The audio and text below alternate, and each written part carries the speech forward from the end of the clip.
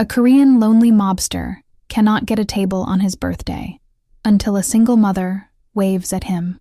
On October 26, 2022, in the quiet town of Boyun, a man long surrounded by uneasy silence attempted to mark his own birthday alone inside a small neighborhood restaurant. Nothing suggested that this ordinary evening carried an invisible turning point that would alter 3 lives forever. The shift came when a foreign mother, sharing a single plate with her young son, offered a simple gesture that shattered the emotional walls he had spent decades building. To this day, locals say everything began with a tiny cake and a sentence no one can forget.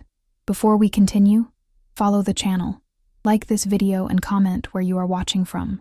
The cold February wind sliced through the narrow streets of Boun like a blade made of silence. Inside the warmly lit restaurant called Pinho Brando, laughter echoed from every corner.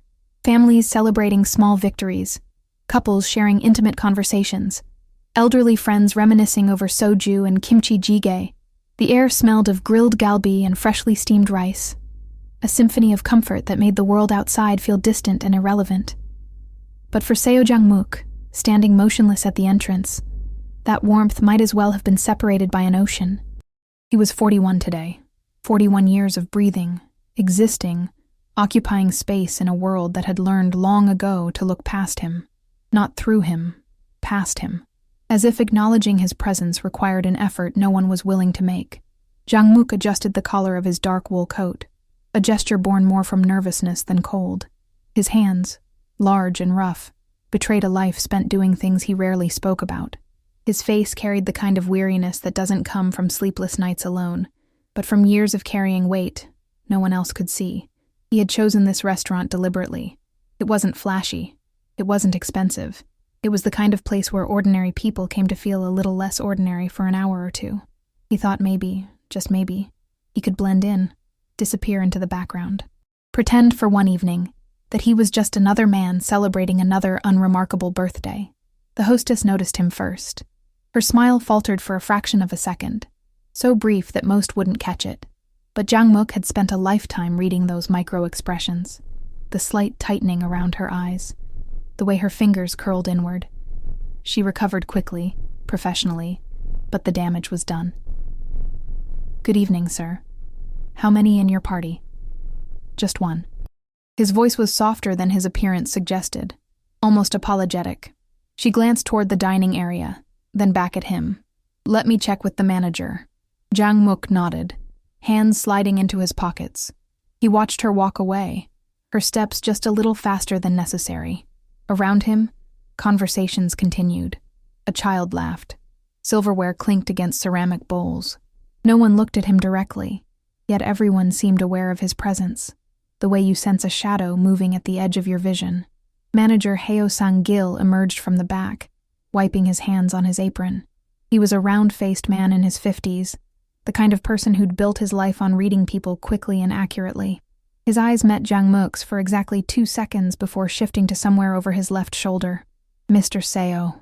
It wasn't a question. Everyone in Boun knew who he was, or thought they did.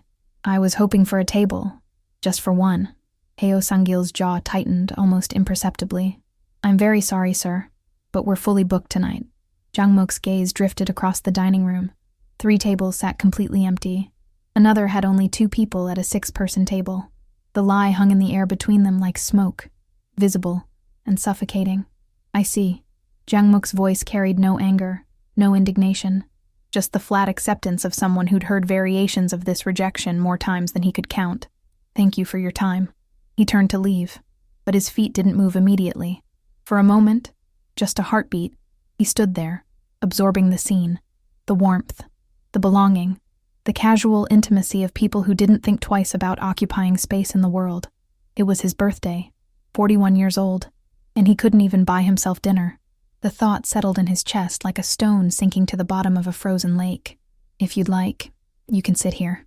The voice cut through his resignation like sunlight breaking through storm clouds. Gentle, unhesitant, real. Jang-mook turned. A woman sat at a small table near the window, a boy of about 8 beside her. They shared a single plate of tteokbokki and a modest bowl of soup, the kind of meal that spoke of careful budgeting rather than abundance. The woman's eyes held something he hadn't seen directed at him in years. Simple human recognition. Not fear, not calculation. Just acknowledgement. He hesitated, the words catching in his throat. I don't want to intrude. You're not intruding. She gestured to the empty chair. We have space. Her accent carried the soft edges of someone who'd learned Korean later in life, though her fluency was near perfect. Her name was Nadia, though he wouldn't learn that until later. What struck him immediately was the absence of performance in her invitation. She wasn't being kind to prove something. She wasn't trying to impress anyone. She simply saw someone standing alone and offered what she had. Jang-mook approached slowly, as if sudden movements might shatter the moment. The boy, Min-jol, watched him with open curiosity, none of the trained wariness adults carried. Thank you. Jang-mook lowered himself into the chair carefully, still half expecting the offer to be rescinded. They ate in comfortable silence at first. Nadia ordered him a bowl of bibimbap without asking, an instinctive gesture of hospitality. Min-jol kept stealing glances at him, the way children do when they're trying to figure out if someone is safe. Are you celebrating something? Min-jol finally asked, his voice bright with the kind of boldness only children possess. Jang-mook paused, his spoon halfway to his mouth. The question was so direct, so innocent, it caught him completely off guard. It's my birthday, actually. Min-jol's eyes went wide. Your birthday? And you're eating alone? Min-jol, Nadia said softly, though not unkindly. But Mama, nobody should be alone on their birthday. Before anyone could respond, Min-jol slid out of his chair and ran toward the counter. Nadia called after him, but the boy was already pulling coins from his pocket, his own savings carefully counted, and speaking earnestly to the server. Jang-mook felt something crack inside his chest. Not break, crack, like ice beginning to thaw after an endless winter. 3 minutes later, Min-jol returned, holding a small convenience store cake with both hands, as if it were made of glass and dreams. A single candle flickered on top. The boy placed it carefully in front of Jang-mook, his face glowing with pride and purpose. Nobody should be alone on their special day, Min-jol said, his voice carrying the absolute certainty of childhood wisdom. Make a wish. Jang-mook stared at the tiny cake, at the dancing flame, at this child who'd spent his own money, probably saved for something important, on a stranger. His vision blurred, his throat tightened. For the first time in longer than he could remember, Seo Jang-mook felt the weight of being seen. Truly seen. Not as the man people whispered about. Not as the presence that made rooms uncomfortable, but as a human being who deserved, at minimum, not to spend his birthday alone. He closed his eyes, made a wish he didn't dare speak aloud, and blew out the candle. When he opened his eyes, both Nadia and Min-jol were smiling at him. Real smiles. The kind that reach the eyes and mean exactly what they appear to mean. Happy birthday, Nadia said quietly. And in that small restaurant in Boon, on a cold February night, something shifted. Not dramatically, not obviously, but like the first crack in a dam, small movements have a way of changing everything that comes after. Jang-mook didn't know it yet, but this moment, this simple act of unexpected kindness, would become the axis around which the rest of his life would turn. The cake was small, almost laughably so, the kind you'd find at a convenience store for less than 3,000 won. But as Seo Jang-mook stared at it, the sweetness dissolving on his tongue, it tasted like something he'd forgotten existed. Genuine, human warmth. Nadia watched him quietly, her hands wrapped around a cup of barely warm tea she'd been nursing for the past 20 minutes. She had the kind of face that held stories in every line. Not many. She couldn't have been older than 32, but the ones she carried seemed heavier than most. Her dark hair was pulled back in a practical ponytail, a few strands escaping to frame features that suggested careful self-preservation rather than vanity. You didn't have to do this, Jang-mook said finally, his voice rough with an emotion he couldn't quite name. Min-jol wanted to. Nadia's response was simple, but her eyes held something deeper. He has a good heart, sometimes too good for this world. The boy in question was now coloring on the paper placemat with a stubby crayon the server had given him, humming a melody Jang-mook didn't recognize. There was a lightness to Min-jol that seemed almost miraculous given the worn edges of his clothing, the way his mother counted coins before ordering anything. How long have you been in Boon? Jang-mook asked, then immediately wondered if he was overstepping. Nadia's fingers tightened slightly around her cup. About 8 months now. We moved from Seoul. She paused, measuring her words the way someone does when they've learned that sharing too much invites complications. It's quieter here. Safer, I thought. The way she said safer made Jangmuk's instincts prickle. It wasn't the contentment of someone who'd found peace. It was the vigilance of someone still looking over their shoulder. And you? Nadia asked, turning the conversation with practiced ease. Have you always lived here? Most of my life.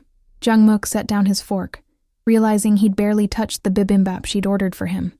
Boan is home, in whatever way that word means anything. The bitterness crept into his voice before he could stop it. Nadia noticed. She was too observant not to, but she didn't pry. Instead, she simply nodded, as if she understood perfectly that homes could be both anchors and prisons. They talked in fragments after that, small pieces of information exchanged like careful gifts. Nadia worked 2 jobs, cleaning offices at dawn, serving at a convenience store in the evenings. Minjol attended Boan Elementary, where he was learning to navigate being the only half-Korean child in his class. Jangmuk revealed almost nothing about himself, yet somehow the conversation felt balanced, perhaps because Nadia never pressed, never asked the questions everyone else wanted to ask. When the check came, Jangmuk reached for it immediately, but Nadia's hand shot out. Please, he said quietly. It's the least I can do. You don't owe us anything. I know, but I'd like to. Something passed between them in that moment, an understanding that this wasn't about money or obligation, but about the fragile beginning of something neither could quite name yet. Outside, the February cold had sharpened into something almost painful. Nadia pulled Minjol's coat tighter, checking the bus schedule on her phone with practiced efficiency. The next bus wouldn't arrive for another 30 minutes. Where do you live?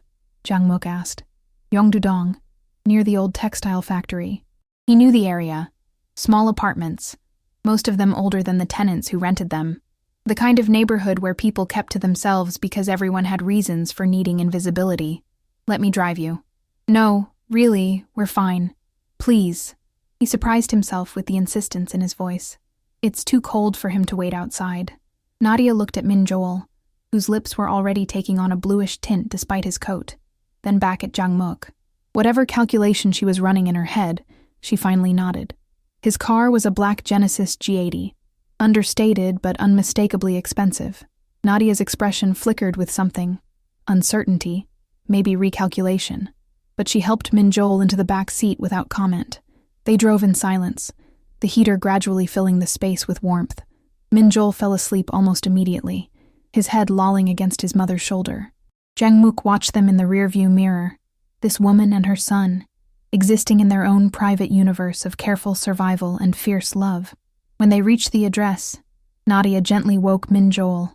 As they prepared to leave, she turned back. Thank you for everything tonight. Thank you, Jangmuk replied, and meant it more deeply than she could possibly understand. After they'd gone inside, Jangmuk sat in his car for a moment, engine still running.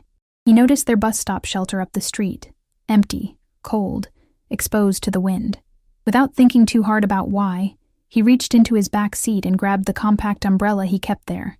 Walking quickly, he placed it on the bench where they usually waited, positioning it so it wouldn't blow away. Then he drove off before anyone could see. Inside her small apartment, Nadia locked the door with 3 separate locks, a habit from another life. As she helped Minjol into his pajamas, her phone buzzed. A message from an unknown number. No words, just a single period. Her hands began to tremble. Across town, Jangmuk stood on his balcony overlooking the dark hills of Boan, a glass of whiskey untouched in his hand. He was staring at a building he never entered, the old Samhwa Corporation office, abandoned for 5 years now. But tonight, just for a moment, he could have sworn he saw a light flickering in one of the upper windows. He watched until it disappeared, wondering if he'd imagined it. Minjol's voice echoed in his mind. You always look like you're tired of holding something you won't say. The boy was more perceptive than anyone gave him credit for. In her kitchen, Nadia found an envelope taped to her door.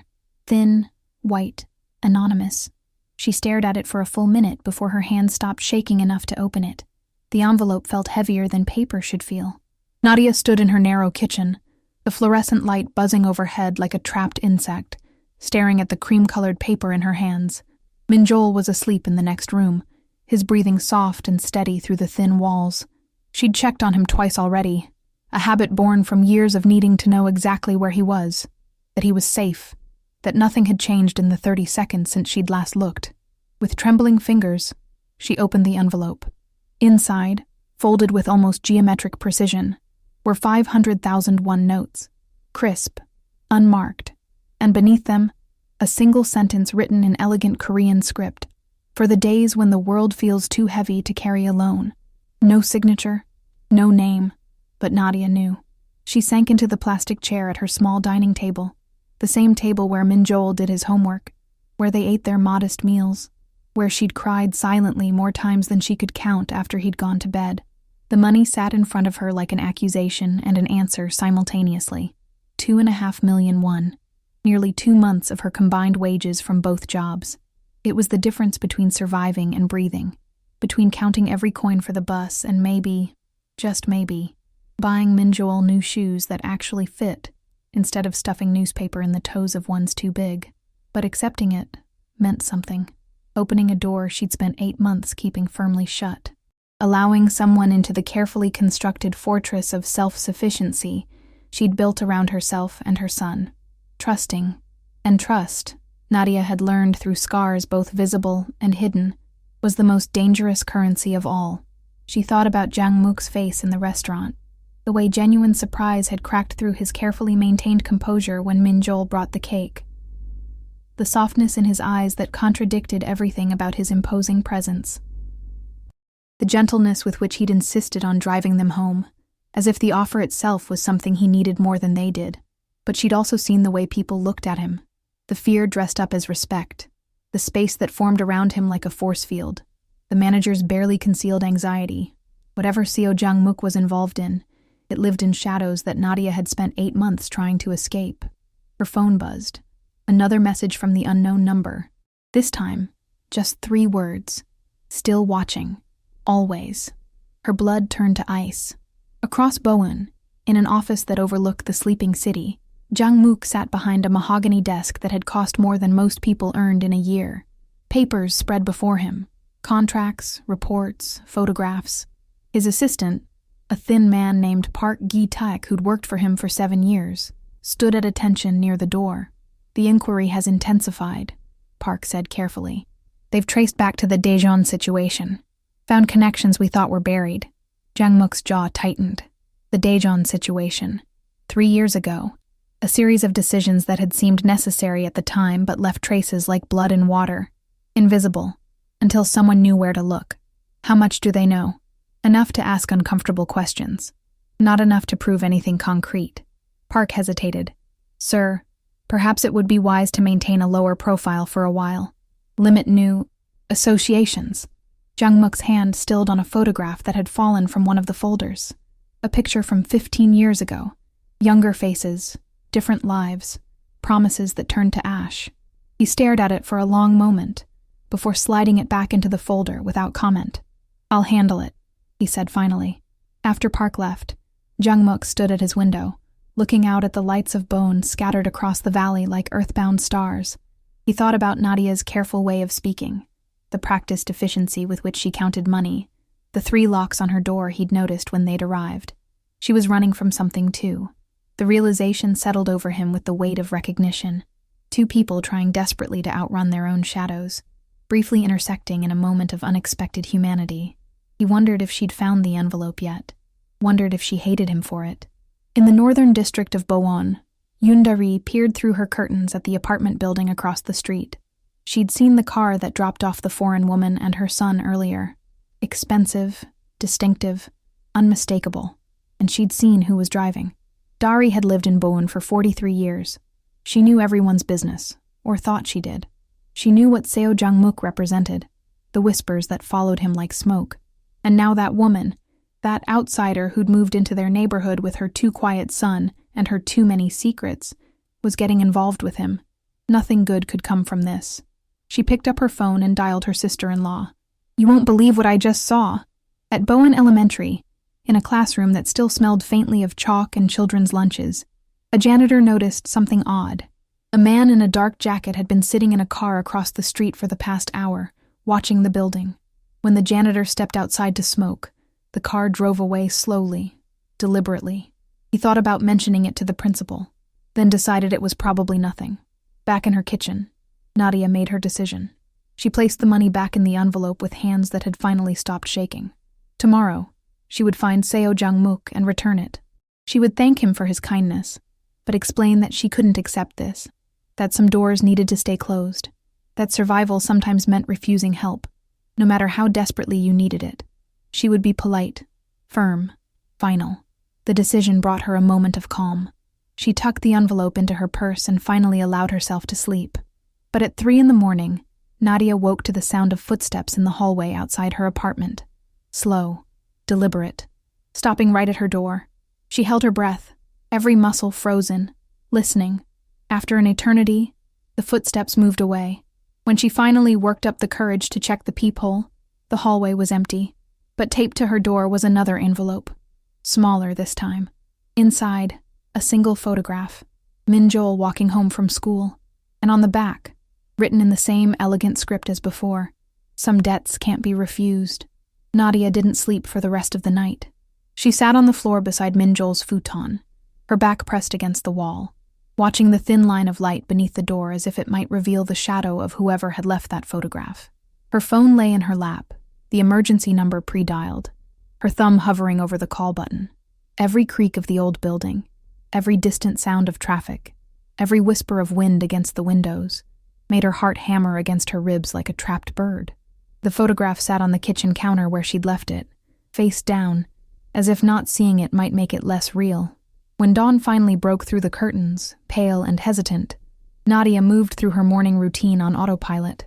She made Min-jol his breakfast, rice, rolled egg, and the last of the kimchi, and watched him eat with an intensity that made the boy look up, confused. "Mama, are you okay?" "I'm fine, baby."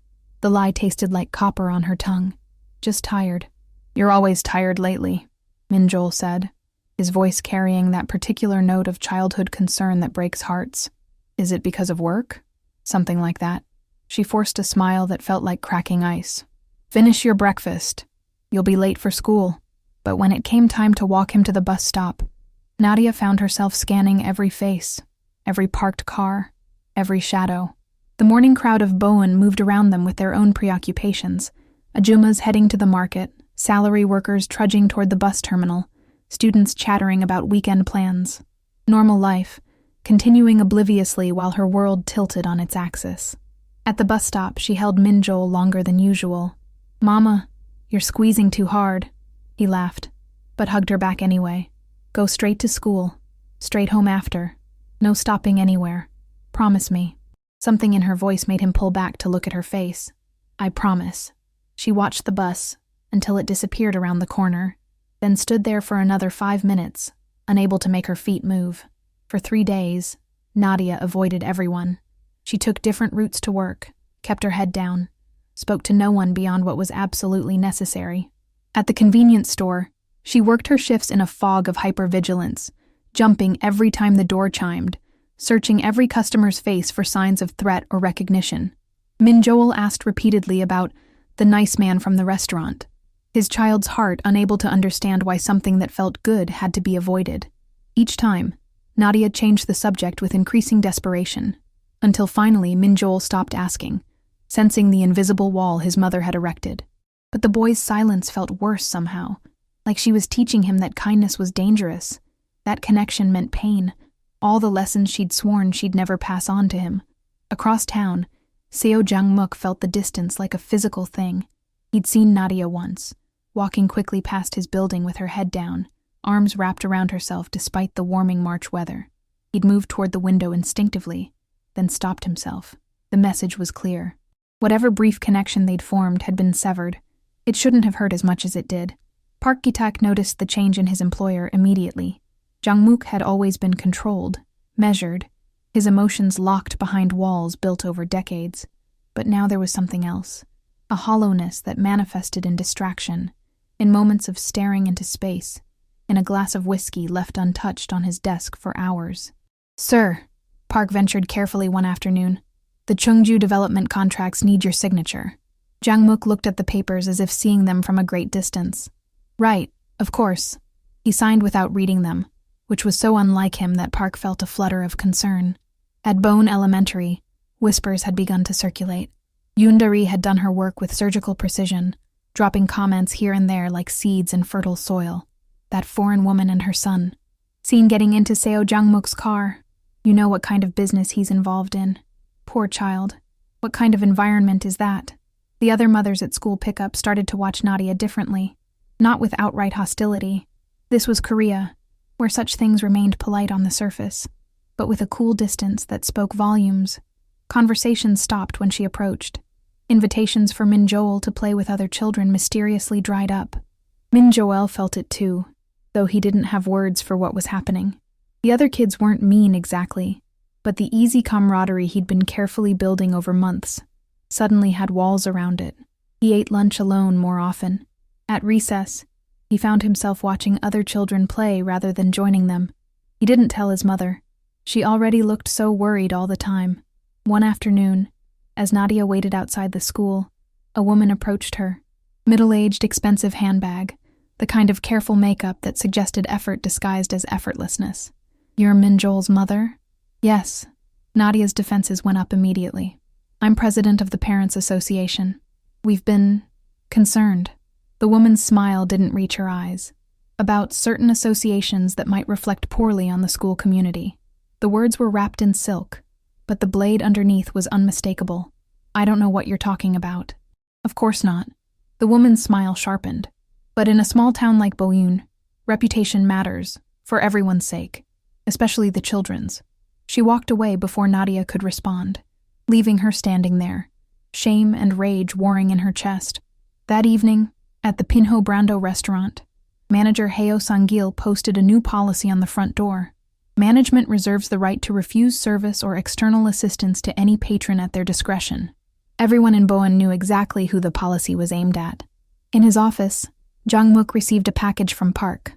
Plain cardboard, no return address, delivered to the building's front desk that morning. "Should I open it, sir?" "No, I'll do it." After Park left, Jangmuk stared at the box for a long time. Something about it felt wrong. Not dangerous exactly, but weighted with meaning he couldn't yet decipher. Finally, he opened it. Inside, wrapped in tissue paper, was a pair of child's gloves, navy blue with red trim, and embroidered on each wrist in careful stitching. Min Joel. Jangmuk's blood went cold. He'd never told anyone the boy's name. Jangmuk found Nadia at the convenience store where she worked her evening shift. He'd debated coming at all, spent 2 hours sitting in his car outside her apartment building before realizing that would only terrify her more. The gloves sat in his pocket, wrapped back in their tissue paper, evidence of something he didn't yet fully understand, but knew meant danger. The store's fluorescent lights made everything look slightly sickly.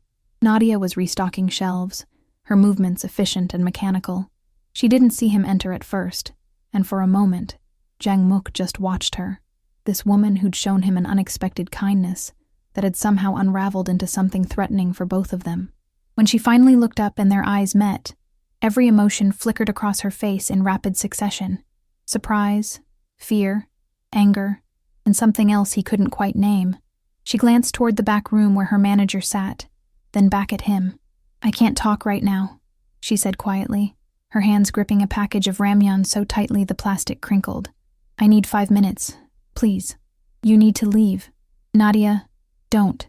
Her voice cracked slightly. "Don't say my name like we're friends, like you know me, like any of this is normal." The harshness in her tone was armor, and Jangmuk recognized it because he wore the same kind, but beneath it, he heard the tremor of real fear. "Someone sent me something," he said, lowering his voice. "Something with your son's name on it, and I think you've been getting messages too. Am I right?" The color drained from Nadia's face, answering his question without words. "We can't talk here," she whispered finally. "My shift ends at 9. There's a playground near the old post office. It'll be empty." He nodded and left without buying anything, feeling the weight of her manager's suspicious stare following him out the door. The playground was indeed empty when Jangmuk arrived 20 minutes early. Swings swayed slightly in the evening breeze, chains creaking like tired bones. Graffiti covered the slide, mostly harmless teenage declarations of love and existence. A security light flickered intermittently, casting unstable shadows across the cracked pavement. When Nadia arrived, she didn't sit on the bench beside him. She stood several feet away, arms crossed protectively across her chest, looking everywhere except directly at him. "Show me," she said. He pulled out the gloves, watched as recognition and horror washed over her features. "I bought those," she whispered, "at the Lotte Mart in Cheongju last month. Min-Joel left them at school 2 weeks ago. The teacher said they never found them. Someone wanted me to know they're watching him. Watching both of you." Jangmuk's hands curled into fists. "And they wanted you to know I'm involved." "Why?" The word came out almost like a sob. "We're nobody. We don't matter. We're just trying to exist without—" She stopped herself, biting off whatever she'd been about to reveal. "Without what?" Nadia shook her head, wrapping her arms tighter around herself. "I left Seoul to escape complications, to give Min-Joel a quiet life where nobody paid attention to us. And then I meet you." And suddenly, her voice broke. "There are photographs of my son, messages, people at school looking at us like we're contaminated. Do you understand? The only thing I care about in this entire world is keeping him safe, and somehow being near you has made that impossible." The accusation hung between them, justified and devastating. "I never wanted this," Jangmuk said quietly. "I don't know who's doing this or why, but I can help." "Help?" Nadia laughed, a sound completely devoid of humor. "You think I want help from someone who makes entire rooms go silent when he enters? Someone managers lie to rather than serve?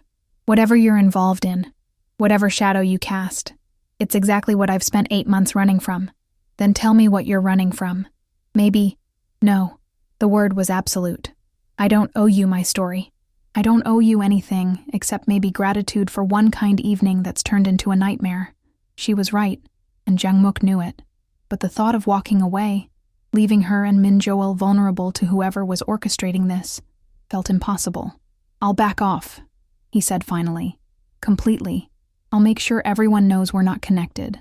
But please," his voice roughened with an emotion he rarely allowed himself to feel, "please let me help you figure out who's watching you. Let me fix what my presence in your life broke." Nadia finally looked at him directly, and the exhaustion in her eyes was profound. "You can't fix this. People like you don't fix things.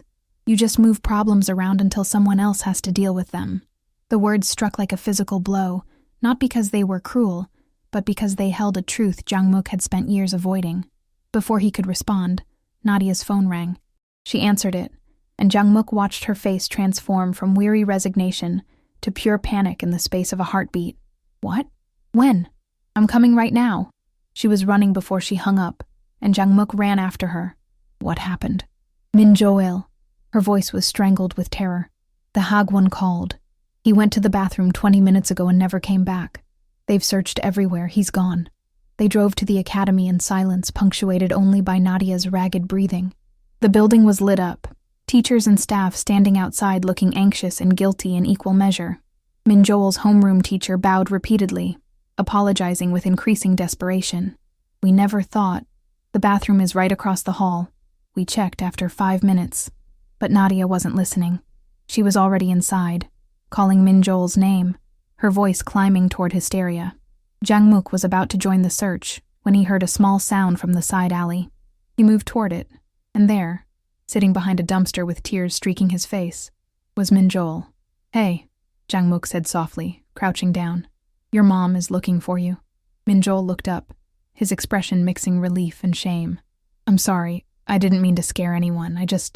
I needed to think." "About what?" The boy's small hand reached into his pocket and pulled out a crumpled piece of paper. Jangmuk took it carefully, unfolding it to reveal a message written in Hangul. "Some connections aren't meant to exist." And Min-Joel whispered, his voice small and broken, "If we leave, will you forget about us?" The question hung in the air between them like something physical, fragile and sharp and impossibly heavy.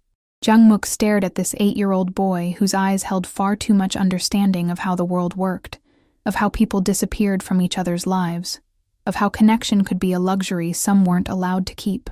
"No," Jangmuk said, and his voice cracked on the single syllable. "I wouldn't forget you." Min-Joel's lower lip trembled. "But Mama says we might have to move again. She doesn't say it, but I hear her crying at night when she thinks I'm asleep. And the kids at school don't want to play with me anymore. And Mrs. Kim told her daughter that we're that kind of family. And I don't even know what that means, but I know it's bad. Jang-muk felt something break open in his chest. Something he'd kept carefully sealed for years because opening it meant feeling things he'd trained himself not to feel.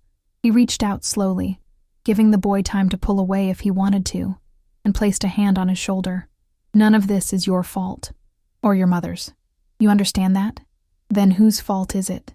The question was so direct, so innocent in its demand for logic and fairness, that Jang-muk almost laughed. Almost. It's complicated. That's what adults say when they don't want to explain things. You're right. Jang-muk sat down fully, his expensive suit jacket dragging against the dirty alley ground. Someone is trying to scare your mother, and they're using me to do it. Because they know that if you're connected to me, people will treat you differently. Why? Because I've made choices in my life that have consequences, and sometimes those consequences spread to people who don't deserve them. Min-joel processed this with the seriousness of a child who'd been forced to grow up faster than he should have. Are you a bad person? The question should have been easy to deflect. Jang-muk had answered versions of it hundreds of times over the years, with smooth non-answers that satisfied without revealing. But something about this boy's earnest face, still streaked with tears, made lying impossible. I don't know, he said honestly. I've done bad things for what I thought were good reasons. Does that make me bad? I'm not sure anymore. Before Min-joel could respond, Nadia's voice cut through the night. Min-joel! Min-joel, where are you? The panic in her tone was raw enough that both of them moved immediately. Jang-muk helped Min-joel to his feet just as Nadia rounded the corner into the alley. She froze for a moment, taking in the scene. Her son, safe, standing beside the man she told him to avoid. Then she was moving, dropping to her knees, and pulling Min-joel into an embrace so fierce the boy made a small sound of protest. Don't you ever scare me like that again? She gasped against his hair. Do you understand? Never. I'm sorry, Mama. I'm sorry. Over Min-joel's head, Nadia's eyes met Jang-muk's. The anger there was complicated by exhaustion and grudging gratitude, and something that looked almost like defeat. He found me, Jang-muk said quietly. I was about to bring him inside. Nadia nodded, not trusting herself to speak. She held Min-joel for another long moment before pulling back to examine his face, checking for injuries with hands that wouldn't stop shaking. Someone put a note in his backpack, Jang-muk continued. During class, most likely.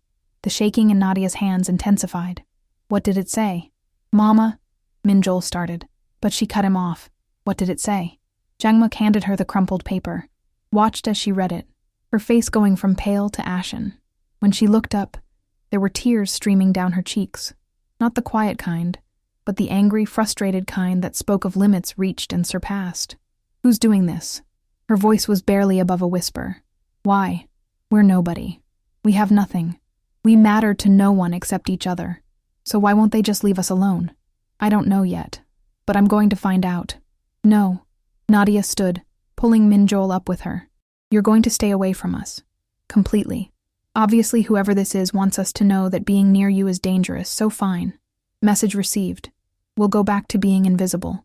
That won't stop them. You don't know that. I do. Jang-muk's voice hardened with certainty. Because this isn't about warning you. It's about threatening me. They're telling me that they can reach anyone I care about, that I'm vulnerable through you. The words landed with weight. Anyone I care about. Both of them felt the admission, the exposure it represented.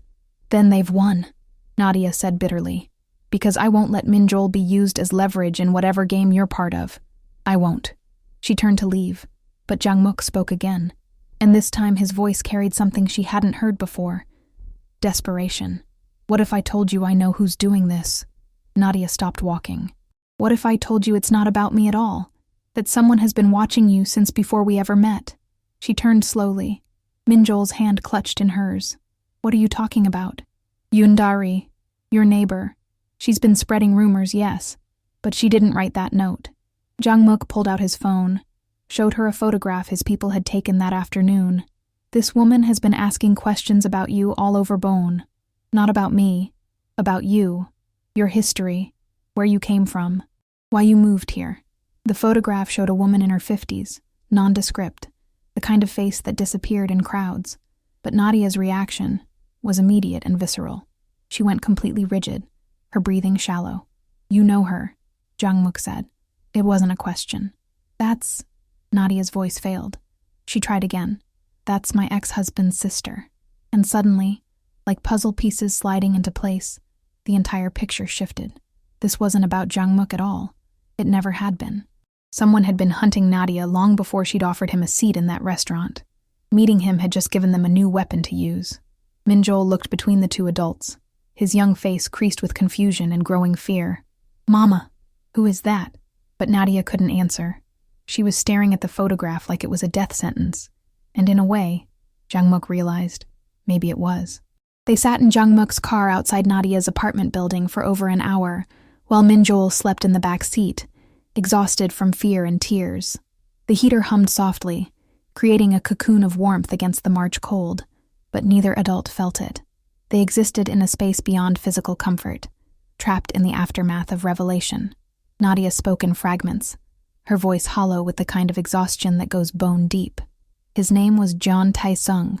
We met when I was teaching English in Seoul.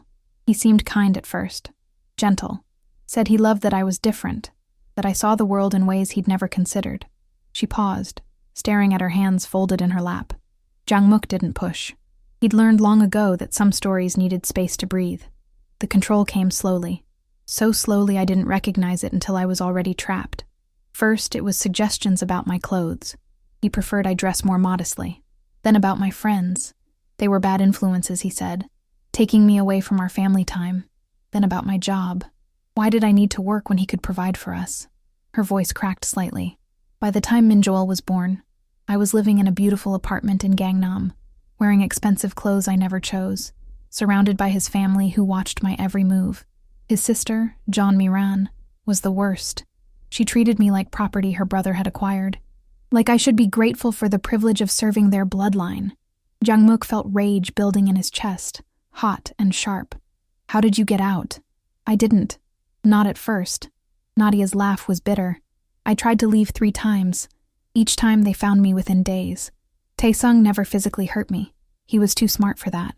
But he made sure I understood that Minjol would never be truly mine. That courts favor Korean fathers, especially wealthy ones. That if I tried to leave again, I'd lose my son." So what changed?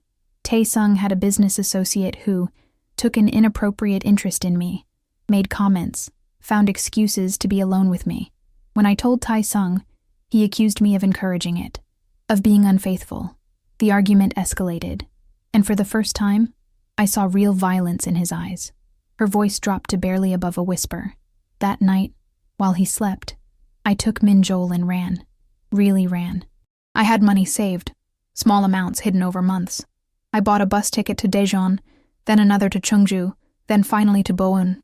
I thought we were far enough, small enough, invisible enough. But his sister found you. Nadia nodded, a tear sliding down her cheek. She must have been searching this whole time. And when she saw me with you, someone whose reputation she could use against me, she finally had a way to force me back. She can go to the courts now, show that I'm associating with... She gestured vaguely, unable to finish the sentence, without it feeling like an insult. With someone like me. Jungmook finished quietly. The silence that followed was heavy with truths neither wanted to acknowledge. Finally, Jungmook spoke, his voice rough with emotion he couldn't quite control. "I should never have approached you that night. Never accepted your kindness. Every instinct I had told me to walk away, to keep my poison contained. But I was weak, lonely. And for one evening, I let myself believe I could be normal. Could sit at a table with good people and not contaminate them with everything I am." "Don't," Nadia started, but he continued. "You were right about me. People like me don't fix things. We break them just by existing too close to them. I thought maybe if I kept my distance, if I was careful, I could protect you. But that was arrogance. The only way to protect you is to disappear completely from your life." Nadia turned to look at him, really look at him, and saw something she hadn't expected, genuine anguish. Not the performative kind men used to manipulate, but the raw, undefended kind that came from recognizing your own capacity for harm.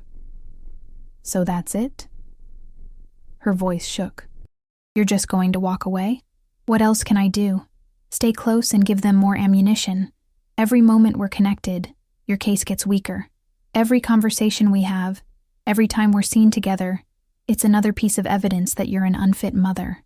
He turned away, unable to hold her gaze. I've spent my entire life accepting that I don't get to have normal things, normal connections. I made my choices, and I live with the consequences. But you're not supposed to be collateral damage. And what about what Minjol wants? He asked you if you'd forget us. What am I supposed to tell him? Tell him the truth. That sometimes caring about people means staying away from them. The cruelty of it, the unfairness, hung between them like smoke. Nadia felt something inside her shatter. Not cleanly, but in a way that left jagged edges. She'd come to Bowen wanting nothing but peace and invisibility. And for a brief, foolish moment, she'd allowed herself to believe that maybe, just maybe, they could have something more. Not romance necessarily, but connection, support. The knowledge that in this lonely world, there were a few people who saw each other clearly and chose to care anyway. But the world didn't work that way. Not for people like them. I need to go, Nadia said, her voice empty of everything except exhaustion. Min Joel needs to be in bed. Jangmook nodded, not trusting himself to speak. She opened the door, the cold air rushing in like a slap. Then she paused. For what it's worth, that night in the restaurant, when Min Joel brought you that cake, that was the first time in months I'd seen him so purely happy, so certain that goodness still existed in the world. She didn't wait for a response. She gathered her sleeping son and walked away, and Jangmook watched her go with the terrible certainty that he was doing the right thing for all the wrong reasons. Inside her apartment, Nadia tucked Minjol into bed and then allowed herself to break. She slid down the wall in her tiny kitchen, wrapped her arms around her knees, and cried with the kind of despair that comes from understanding that sometimes there are no good choices, only varying degrees of loss. On her counter, partially hidden by a dish towel, sat a small metal box she'd kept locked since arriving in Bowen. Inside were documents: her marriage certificate, Minjol's birth registration, custody papers, and a letter from Taesung's lawyer outlining exactly what would happen if she ever tried to formalize a separation. Beside the box, her phone buzzed with a new message from an unknown number. Running won't save you this time. Come home, or we'll come get you. In his empty penthouse, Jangmook sat in darkness, the mini bolo from his birthday locked in a drawer he couldn't bring himself to open. And in Min Joel's backpack, hidden in a pocket he hadn't checked, was a drawing he'd made that afternoon before everything fell apart. A picture of 3 people holding hands, smiling. He'd already scribbled over it with black crayon until their faces disappeared. 3 days passed in suffocating silence. Nadia moved through her routines like a ghost inhabiting her own life. She woke at 5, prepared Minjol's breakfast, walked him to school, worked her morning shift cleaning offices, rushed to her afternoon shift at the convenience store, picked up Minjol, made dinner, helped with homework, and collapsed into bed only to lie awake staring at the ceiling until exhaustion finally claimed her. The suitcases sat in her closet, half-packed. She'd pulled them out the night after her conversation with Jangmook, determined to run again, to find another small town, another anonymous apartment, another chance at invisibility. But every time she tried to fold another piece of clothing, her hands would freeze. Because where would they go? How many times could she uproot Minjol before the instability broke something fundamental in him? And what guarantee did she have that John Miran wouldn't find them again? Wouldn't use whatever new life they built as more evidence of her unfitness? The walls were closing in, and for the first time since fleeing Seoul, Nadia felt the crushing weight of having no good options left. Minjol had stopped asking about the nice man. He'd grown quieter over those 3 days, more withdrawn. At school, he sat alone at lunch without complaint. At home, he did his homework with mechanical precision and went to bed without the usual negotiations for 5 more minutes. The light that had shone so brightly when he'd bought that birthday cake had dimmed to something that looked dangerously close to resignation. And that, more than the threats, more than the fear, more than her own exhaustion, was what finally broke Nadia's paralysis.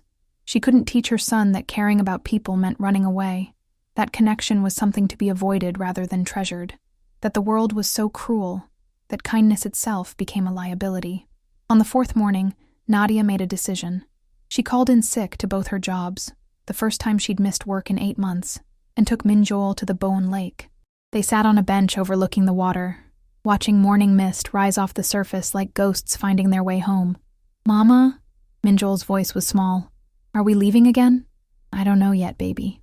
"Is it because of Mr. Co?" The directness of the question shouldn't have surprised her anymore, but it did. "Partly. It's complicated." "You always say that." There was no accusation in his voice, just tired observation. "You're right. I do." Nadia took a deep breath. "The truth is, some people from our old life in Seoul found us, and they want us to come back. They're using Mr. Co, using the fact that we know him, to try to make me look like a bad mother." Minjol processed this with the seriousness she'd come to recognize. "But you're the best mother." The simple certainty in his voice made tears spring to her eyes. "Thank you, sweetheart. But sometimes being a good mother means making hard choices, like maybe leaving a place we've started to feel safe. Or maybe," she hesitated, "maybe staying and fighting for that safety instead of running again." "What does Mr. Co think?" "He thinks he should stay away from us, to protect us." "That's stupid." Despite everything, Nadia almost laughed. "Why do you say that?" "Because running away doesn't protect people. It just makes everyone lonely." Minjol kicked his feet against the bench. "When the kids at school stopped playing with me, I thought maybe if I stayed away from them it would hurt less. But it didn't. It just meant being lonely and sad instead of just sad." From the mouth of an 8-year-old came wisdom that had eluded her for days. Nadia pulled him close, breathing in the scent of his strawberry shampoo, feeling the solid weight of him against her side. "When did you get so smart?" "I've always been smart. You just don't always listen." This time she did laugh, watery and surprised. They sat there for another hour, watching the lake transform as morning advanced. And slowly, like ice melting, Nadia felt something shift inside her. Not hope exactly. Hope felt too fragile, too dangerous, but something quieter, something like resolve. That afternoon, she went to Jangmuk's office. The building was modern glass and steel, intimidating in its corporate anonymity. The receptionist's eyes widened slightly when Nadia gave her name, but she made the call. 5 minutes later, Nadia was being escorted to the top floor. Jangmuk stood when she entered, surprise and something that looked like pain crossing his features. "Nadia, I didn't expect—" "I know, and I almost didn't come." She stayed near the door, maintaining distance. "But I realized something. You don't get to make this decision alone. I'm trying to protect. I know what you're trying to do, and I understand why. But here's the thing about protection. It only works if the person being protected gets a say in it." She took a breath. "I've spent 2 years letting other people make choices about my life. My ex-husband, his family, fear, and I'm done. I'm done running. I'm done hiding. I'm done letting them dictate what I'm allowed to have or who I'm allowed to know." Jangmuk stared at her, something like hope flickering in his eyes. "What are you saying?" "I'm saying the choice is mine, and Minjol's, not yours, not John Miran's, not anyone else's." Her voice steadied. "If you want to stay away because you genuinely don't want to be part of our lives, then fine. I'll respect that. But if you're staying away because you think it's what's best for us, that's not your decision to make." The silence stretched between them, heavy with possibility. "I don't want to make things harder for you," Jangmuk said finally. "I don't want to be the reason you lose your son. Then don't be. Be the reason we learn to stand our ground instead of running. Be the person who shows Minjoel that caring about someone doesn't mean abandoning them when things get difficult." She paused. "Be the person who maybe needs us as much as we need him." Something cracked in Jangmuk's carefully maintained composure. "I don't know how to do this. I don't know how to be close to people without poisoning them. Neither do I. I've been teaching Minjol to be afraid of connection, to see every kindness as a potential threat." "What kind of life is that?" Nadia's voice softened. "Maybe we figure it out together. Maybe we fail. But at least we'll fail honestly instead of living in fear." Jangmuk crossed the distance between them slowly, and for the first time, Nadia didn't retreat. They stood there, 2 damaged people carrying their own weight of past mistakes and present fears, choosing something terrifying and necessary, the possibility of connection despite the cost. "If we do this," Jangmuk said quietly, "there will be consequences. Legal battles, gossip. People will judge you for knowing me. Let them. I'm tired of performing for people who've already decided what to think. She met his eyes. The only opinion that matters is Minjol's. And he asked me this morning if you'd be at his school's sports day next month. What did you tell him? That he'd have to ask you himself. 1 year later, the Pinho Brando restaurant was warm with familiar sounds. Conversations, laughter, the sizzle of meat on grills. But this time, when Seo Jangmuk walked through the door, manager Heo Sangil greeted him with a genuine smile. "Good evening, Mr. Seo. Your table is ready."